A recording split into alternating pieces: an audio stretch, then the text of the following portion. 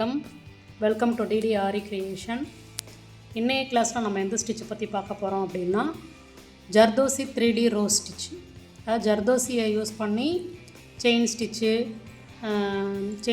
With சமிக்கி எல்லாமே பார்த்தோம். இப்போ வந்து இந்த ஜர்தோசியை யூஸ் பண்ணி ஒரு ரோஸு 3D ரோஸ் எப்படி வந்து ஸ்டிச் பண்ணுறது அப்படிங்கிறது தான் பார்க்க போகிறோம். சரிங்களா? அதுக்கு வந்து நார்மல் நீடில் தான் எடுத்துக்குவீங்க. த்ரெட் வந்து நார்மல் த்ரெட்டை கோத்துக்கிட்டு நம்ம வந்து என்ன செய்ய போகிறோம் அப்படின்னா ஸ்டிச்சிங் கொடுக்க போகிறோம். அதுக்கு ஃபஸ்ட்டு என்ன பண்ணுறீங்க அப்படின்னா இந்த ஜர்தோசியை வந்து சைஸ் வாரியாக கட் பண்ணிக்கிறீங்க. ஃபஸ்ட்டு குட்டி சைஸில் வந்து 2 கட் பண்ணிக்கிங்க. அதுக்கப்புறமேட்டு கொஞ்சம் கொஞ்சமாக சைஸ் இன்க்ரீஸ் ஆகிக்கிட்டே போகணும். ஒரு 4 கட் பண்ணி எடுத்துக்கிறீங்க. ஓகேங்களா? இப்போ த்ரெட் நீடில் வந்து அடியிலேருந்து மேலே கொடுத்து த்ரெட்டை ஃபுல்லாகவே எடுத்துக்கோங்க. அடியில் முடிச்சு போட்டுக்குங்க. எடுத்துட்டு அந்த ஃபஸ்ட்டு சின்ன ஜர்தோசி கட் பண்ணல குட்டியோண்டு அதை கோத்துக்கிட்டு இன்ட்டு டைப்பில் நம்ம ஃபஸ்ட்டு வந்து நெருக்கவே கொடுத்துக்கோங்க. சென்டர் பாயிண்ட்டு இதுக்கு சென்ட்ராக, இந்த ஜர்தோசிக்கு சென்ட்ராக பெருக்கல் குறி மாதிரி ஃபஸ்ட்டு போட போகிறோம். ஏன்னா நடுவில் ஒரு மொட்டு இருக்கும்ல, ஃப்ளவர் எடுத்துக்கிட்டோன்னா நல்லா ஃபுல்லாக விரிஞ்சதில் வந்து உங்களுக்கு உள்ளே வந்து எல்லோ கலர் தெரியும். ஆனால் அது வந்து மொட்டாக இருக்கிறதுல வந்து உள்ளே வந்து இன்ட்டு மாடலில் தான் இருக்கும் பார்க்கும்போது. ஓகேங்களா? அதே மாதிரியே நம்ம கொடுத்துக்கிறோம். நெருக்க தான் கொடுக்கணும் எல்லாத்தையுமே. இப்போ அந்த இன்ட்டு ஷேப் வந்துருச்சா? இப்போ இதுக்கு இந்த ரெண்டு ஜர்தோசியும் இருக்குது பாருங்கள். இந்த 2 ஜர்தோசிக்கும் சென்டர் எடுத்துக்கணும். சென்டர் எடுத்துக்கிட்டு இதை ஒட்டி நெருக்கவே, கேப் விடக்கூடாது. இது மாதிரிலாம் கேப் விடக்கூடாது. நெருக்கவே தான் நம்ம ஸ்டிச்சிங் கொடுத்துக்கணும். அப்போ தான் உங்களுக்கு ஃப்ளவர் வந்து 3D மாடலில் கிடைக்கும். அதாவது விரிஞ்சி கொஞ்சம் கொஞ்சமாக ஃப்ளவர் விரிஞ்ச எப்படி இருக்கும், இதழ் அடுக்கடுக்காக அதே மாதிரியே வரும். கொடுத்துட்டு இதுக்கு இந்த 2 ஜர்தோசிக்கும் இந்த 2 ஜர்தோசிக்கும் சென்டராக நீடில் வந்து இப்படி கிராஸாக உள் பக்கமாக குத்தணும். ஓகேங்களா?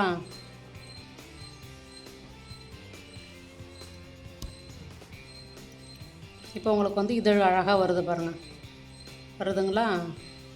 இப்போ அடுத்து என்ன பண்ணணும்னா, இப்போ இந்த நம்ம ஜர்தோசி போட்டிருக்கோம்ல, இங்கேருந்து இங்கே குத்தியிருக்கோம். இதுக்கு சென்டர் பாயிண்ட் எடுத்துக்கணும்.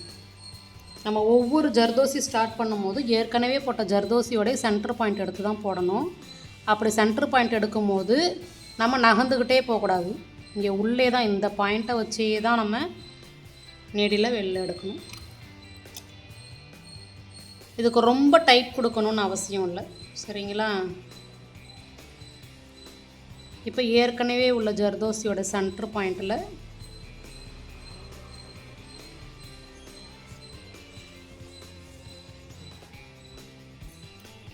இப்போ இதுக்கு இந்த ஜர்தோசிக்கு சென்ட்ரு,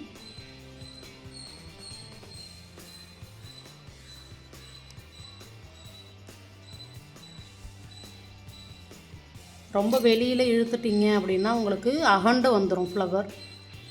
அதனால் ரொம்ப வெளியில் எடுக்கக்கூடாது.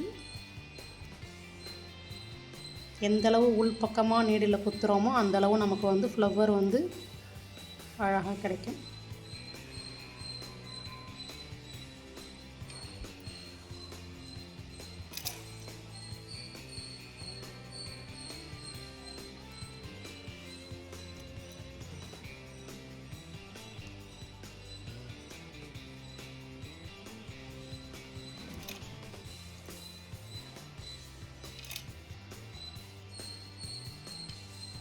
இந்த ஜர்தோசியை நகர்த்தி விட்டுட்டு அதுக்கப்புறமேட்டு ஸ்டிச்சிங் கொடுங்க.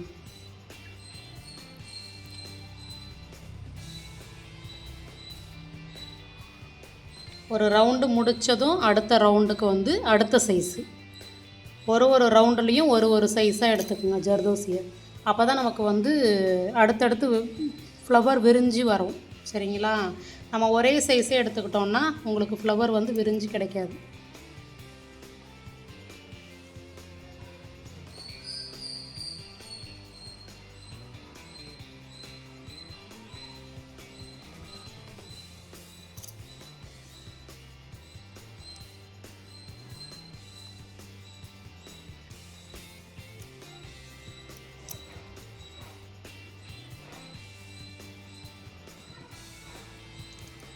கொஞ்சம் கொஞ்சமாக அந்த ஃப்ளவருடைய ஷேப் உங்களுக்கு நமக்கு கிடைக்கிது பாருங்கள்.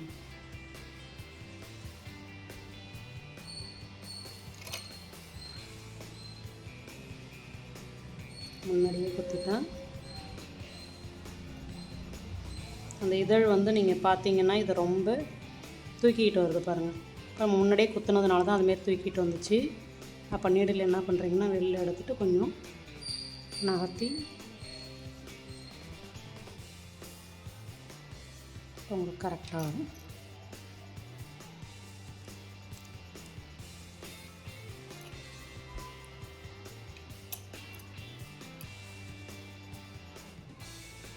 இந்த சைஸ்லேயே என்ன 4 தேவை, அதே சைஸ்லேயே நம்ம கட் பண்ணிக்கணும். முதல்ல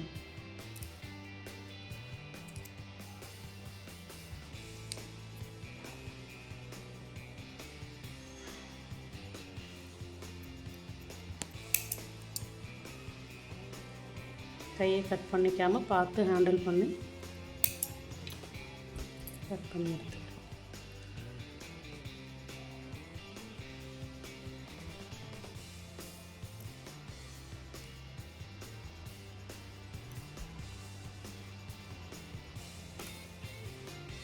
நல்லா அழகாக எடுத்து விட்டுட்டு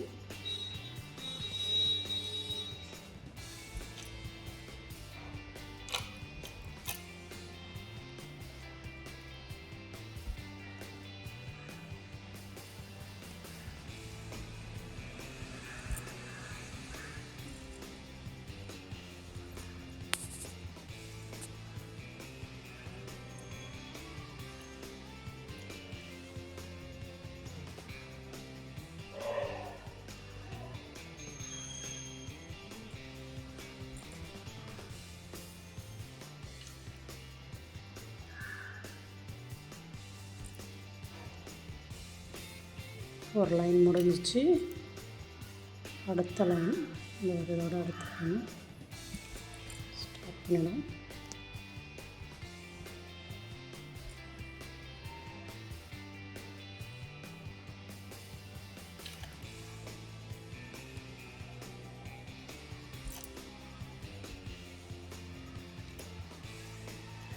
இதே மாதிரி அடுத்தடுத்த லைன் அப்படியே வரிசையாக கண்டினியூ பண்ண வேண்டியதான். நம்ம போடும்போது என்ன பண்ணணும் அப்படின்னா உள்ளுக்குள்ளே தான் குத்தணும். இந்த சென்டர் பாயிண்ட்லேயே தான் குத்தணும். நகர்த்திக்கிட்டே வரக்கூடாது.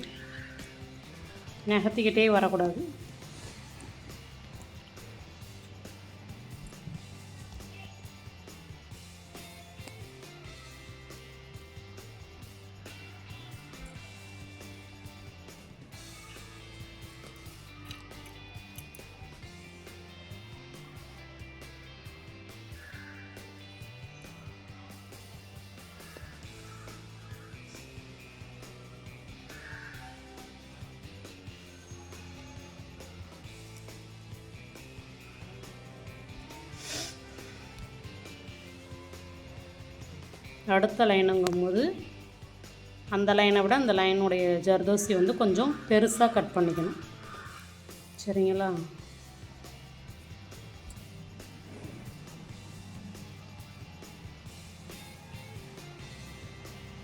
ஆனால் ஸ்டிச்சிங் பண்ணுறத நம்ம ஃபஸ்ட்டு லைனில் எப்படி ஸ்டிச்சிங் சென்டர் பாயிண்ட் எடுத்து பண்ணோமோ அதே சேம் மாடல் தான் வரும். சரிங்களா? இதே மாதிரி எக்ஸ்ட்ரா ஒரு லைன் வந்து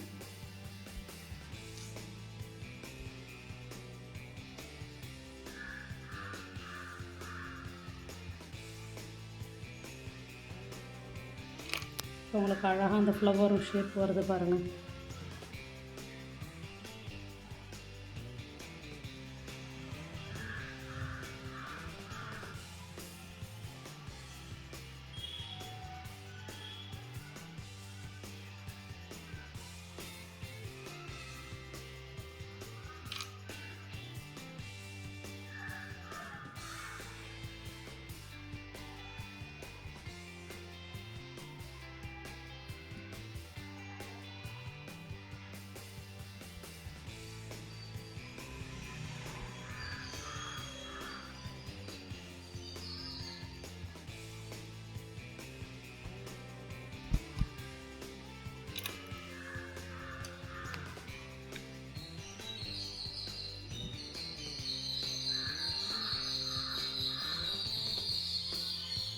இன்னும் நமக்கு இன்னும் அதிகமாக வரணும் அப்படின்னா இன்னொரு லைன் அதிகமாக போட்டுக்கலாம்.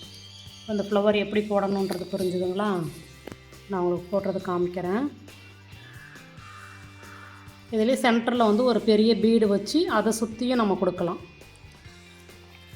இப்போ நான் போட்டிருக்கிறத காமிச்சிருக்கேன் பாருங்கள். இது வந்து நான் உங்களுக்கு போட்டது காமிச்சேன். இது வந்து எட்ட குத்துனதுனால இது வந்து ஒரு 3D மாடலில் இல்லை. ஓகேவா? இப்போ இங்கே பாருங்கள், நீங்கள் ஒரு பூவிலே உங்களுக்கு வந்துடாது. அடுத்தடுத்த பூ கண்டினியூவாக போட தான் அழகாக வரும். இப்போ இதில் நான் போட்ட மாடலில் போட்டுக்கேன் பாருங்கள். ஸ்டிச்சிங் வந்து அந்த ஒரு ரவுண்டு பாயிண்ட் எடுத்துக்கிட்டிங்கன்னா, இப்போ இந்த ரவுண்டில் பீடு கொடுக்குறீங்கன்னா இதை ஒட்டியே தான் நம்ம ஊசியை வந்து குத்திக்கிட்டே வரணும். ஜர்தோசியை மேலே தூக்கி விட்டுட்டு இந்த லைனுக்குள்ளேயே தான் நம்ம கொடுக்கணும். நீங்கள் வந்து ஃப்ளவர் விரிஞ்சிக்கிட்டு வருதுன்னா, இப்போ இவ்வளோ தூரத்துக்கு விரியுது அப்படின்னா நீங்கள் இந்த இடத்துல ஸ்டிச்சிங் பண்ணக்கூடாது. அப்படி பண்ணினீங்கன்னா அது 3D மாடலில் இருக்காது. அந்த ரோஸு அப்படியே ஃப்ளாட்டாக இருக்கும். சரிங்களா? ஒரு ஃப்ளவர் விரிஞ்சு வர மாதிரி இருக்காது. அப்போ இப்போ நீங்கள் ஜர்தோசி இப்படி வருதுன்னா ஸ்டிச்சிங் பண்ணுறது என்ன பண்ணணும், அந்த சென்டர் பாயிண்டில் இந்த இடத்துலையே தான் நீடில் குத்தணும். துணியில் வந்து இந்த இடம் தான் நம்ம மார்க்கிங் பண்ணி குத்தணும். நம்ம ஜர்தோசி இங்கே இப்படி வளைஞ்சிட்ருக்கோன்னா இந்த இடத்துல நம்ம பாயிண்ட் அவுட் பண்ணவே கூடாது. புரிஞ்சிச்சிங்களா? இந்த மாதிரி ஃப்ளவர் நிறைய போட்டு எனக்கு ஃபோட்டோ எடுத்து அனுப்புங்க. ஒரு ஃப்ளவரில் நமக்கு அழகாக வந்துடாது. 2-3 ஃப்ளவர் வந்து ப்ராக்டிஸ் பண்ணுங்கள். ஒவ்வொரு ஃப்ளவரும் ஒரு மாடலில் இருக்கும். அதனால் பீடு வச்சு ஒன்று ட்ரை பண்ணுங்கள், பீடு இல்லாமல் ஒன்று ட்ரை பண்ணுங்கள். சரிங்களா? ஸ்டோன் ஒட்டியும் அதை சுற்றியும் நம்ம ஃப்ளவர் எப்படி போடுறதுங்கிறதையும் போட்டு பாருங்கள். போட்டு பார்த்துட்டு எனக்கு ஃபோட்டோ எடுத்து அனுப்புங்க. நன்றி, வணக்கம்.